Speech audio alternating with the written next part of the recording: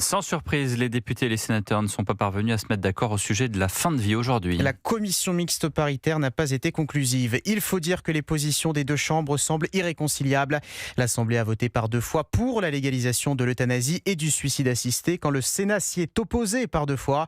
La navette parlementaire va se poursuivre et le dernier mot reviendra aux députés mi-juillet.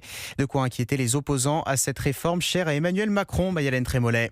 Pas de dialogue, un sentiment d'abandon, c'est le constat amer que font nombre d'associations de soignants et de malades alors que l'Assemblée reprend la main sur le texte. Ségolène Perrucchio, médecin et présidente de la Société française des soins palliatifs. Nous n'avons pas du tout été écoutés. Il y a eu des rendez-vous, il y a eu des auditions, mais qui n'étaient que des auditions de façade. On a l'impression de se faire marcher dessus. Au sein des 24 fédérations de soignants opposées à cette loi, on s'interroge sur le coup d'accélérateur soudain voulu par le gouvernement. Il est extrêmement incompréhensible d'aller faire un passage en force et de donner ce dernier mot à l'Assemblée, alors qu'on voit à quel point il n'y a pas de consensus. Il n'y a aucune urgence. Autre motif d'inquiétude, une trop grande méconnaissance du texte par les députés selon certains soignants.